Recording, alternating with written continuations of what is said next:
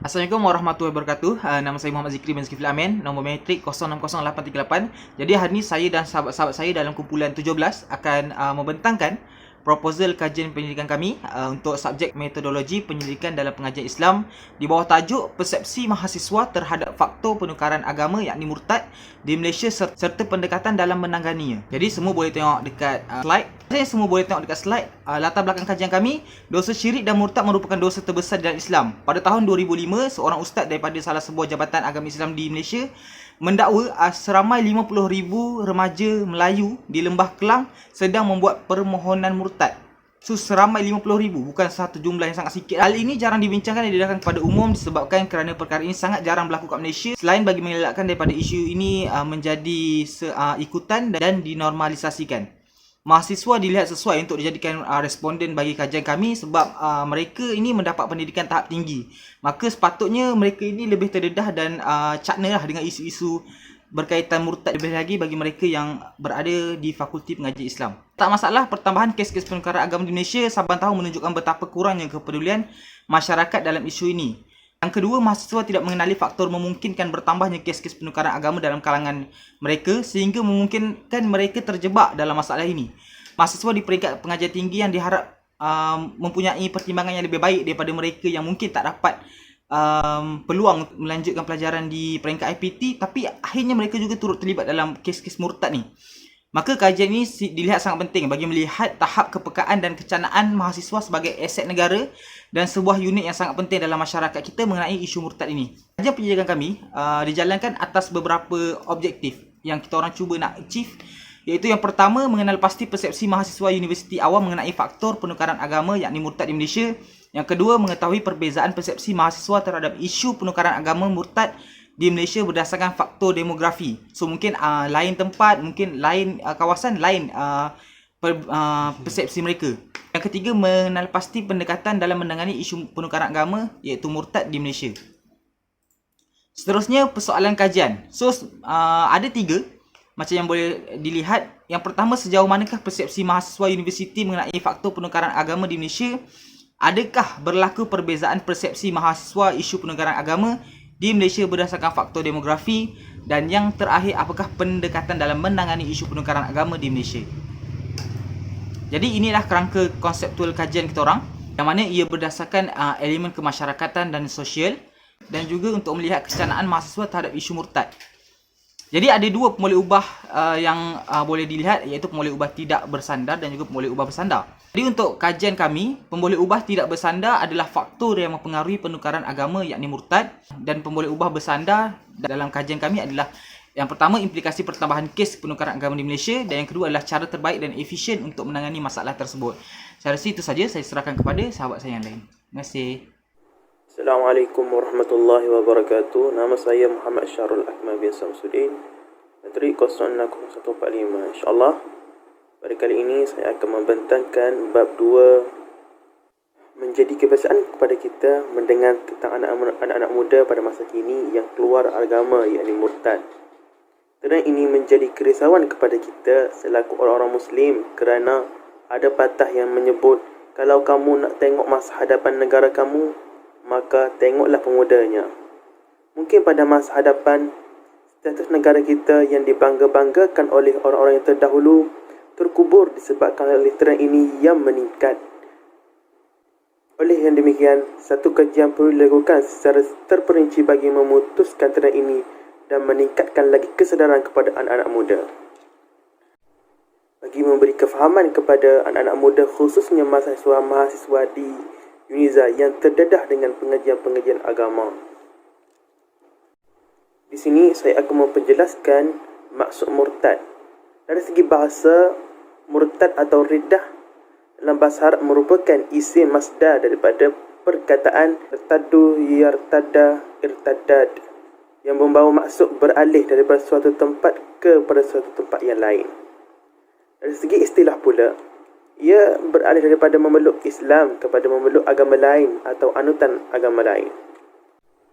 Tarikh secara keseluruhan, murtad ialah seseorang Islam secara pilihan dengan Islamnya telah memutuskan untuk keluar sama ada dengan ucapan, perbuatan ataupun iktikad, yakni niat, atau meragui apa yang telah dimaklumi dalam agama secara darurah. Berbicara tentang hudud. Hudud ialah hukuman yang ditetapkan hukumannya kesisaan oleh Allah Subhanahu Wa Taala dan kadarnya oleh syarak, yakni hukuman yang ditetapkan itu mesti dijalankan sebagaimana yang ditetapkan di dalam Al-Quran dan As-Sunnah. Hukuman hudud ini telah ditentukan kadarnya oleh Allah Subhanahu Wa Taala dan tidak boleh ditambah atau dikurangkan. Hudud ini bersifat kekal dan tidak boleh diubah sehingga hari pengakhiran, yakni kiamat. Hukuman ini dianggap sebagai hak Allah dan tujuannya untuk kepentingan masyarakat umum bagi menghindari keburukan dan membawa manfaat kepada masyarakat. Ia melibatkan jenayah iaitu zina, tuduhan zina, mencuri, meminum minuman yang memabukkan, merompak yakni hirabah, menderhaka dan murtad. Manakala bagi kisos pula ialah jenayah ditetapkan hukuman kesisaan secara balasan yang sama. Ini jenayah yang ini berkaitan dengan hak seseorang untuk mendapatkan haknya, yang kembali seperti jenayah mencederakan mangsa tersebut dengan mangsa tersebut menentukan balasan pada si pelaku.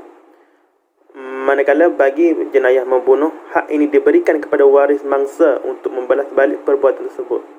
Bagi mangsa dan ahli waris bagi kes bunuh boleh memilih sama ada untuk melakukan kisos kepada si pelaku ataupun menggantikan dengan diat, yakni pampasan, atau memaafkannya.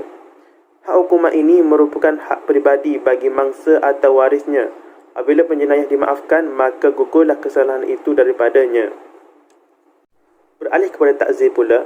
Ta'zir ialah satu hukuman selain daripada hudud dan qisas, iaitu hukuman yang tertakluk kepada budi bicara pemerintah, badan perundangan ataupun hakim. Kesalahan-kesalahan ta'zir ini tidak mempunyai ketetapan Al-Quran ataupun Sunnah. Hukuman terhadapnya sama ada hukuman hudud ataupun qisas. Definisi bagi undang-undang jenayah syariah pula. Jenayah dalam bahasa Arab disebut dengan perkataan al-jinayah atau al-jarimah. Perkataan al-jinayah ditarifkan sebagai segala bentuk tindakan yang dilarang dan merosakkan, sama ada tindakan itu ke atas badan, harta ataupun sebagainya. Al-Mawardi mentarifkan jenayah sebagai segala bentuk kesalahan menurut syariah yang boleh dihukum berdasarkan hukum Allah, sama ada ia adalah qisas, hudud ataupun ta'zir. Seterusnya, faktor berlakunya murtad dapat dibahagikan kepada 3, iaitu faktor bagi individu, keluarga dan juga masyarakat. Bagi individu, kelemahan diri seseorang individu tersebut sama ada dari segi kejahilan dirinya dan dalam bidang agama, dan sikap malas yang ada di dalam dirinya itu menyebabkan seseorang itu gagal dan berlakunya murtad. Bagi keluarga pula, menurut Muhammad Farid Muhammad Syahran 2014, seseorang bapa harus memainkan peranan secara berkesan dalam keluarga supaya ahli keluarganya tidak terpesong ke jalan-jalan yang salah. Yang mana pada faktor ini, ibu bapa suka membiarkan anak mereka untuk bergaul dengan sesiapa sahaja tanpa sebarang pemantauan. Bagi masyarakat pula, masyarakat kurang mengambil berat berkenaan dengan isu murtad ini.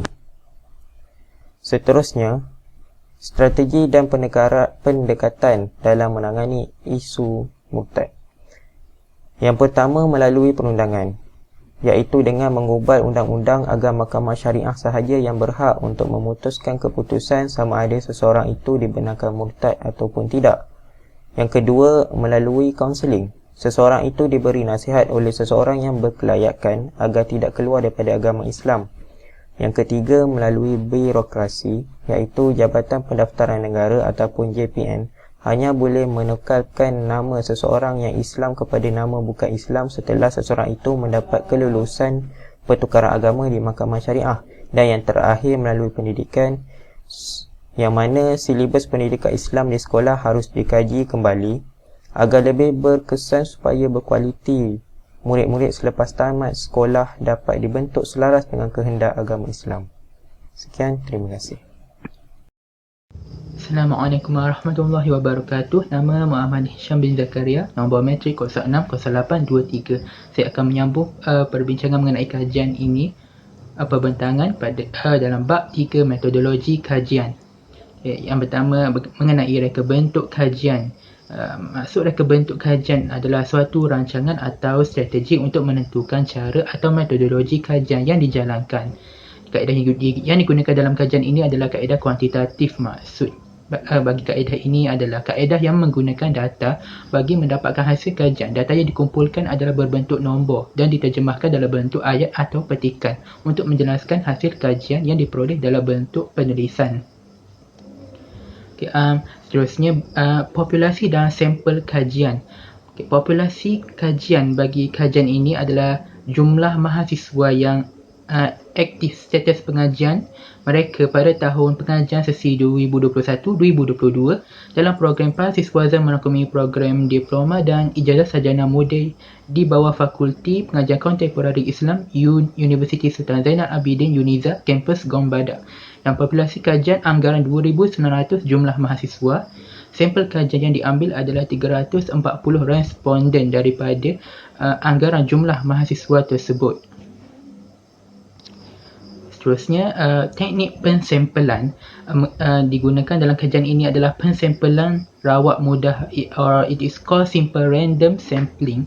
Sampel kajian dipilih secara rawat tanpa mengambil kira jantina, umur, peringkat pengajian dalam program Mahasiswazat dan latar belakang pengajar agama bagi seseorang responden itu.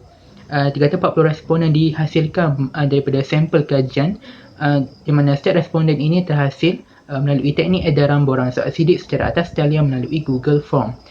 Sebagai tambahan maklumat, UNIZA dipilih sebagai tempat kajian dan tertumpu di kampus Gong Badak sahaja kerana pemilihan di kampus ini disebabkan oleh populasi dan sampel kajian terdiri daripada golongan mahasiswa Fakulti Pengajian Kontemporari Islam dan fakulti ini bertapak di kampus Gong Badak. Yang terakhir berkenaan dengan instrumen kajian yang digunakan dalam kajian ini adalah soal selidik.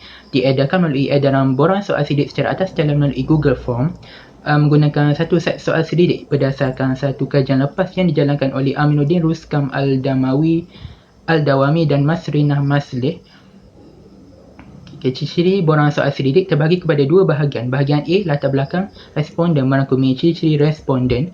Bahagian B, persepsi responden mengenai isu penukaran agama murtad di Malaysia, lebih tertumpu kepada faktor-faktor luaran dan dalaman yang mendorong kepada isu penukaran agama. Semua soalan dalam bahagian B berjumlah 20 soalan dan digunakan pada soalan tersebut 5 skala bermula daripada kiraan nombor 1 hingga 5.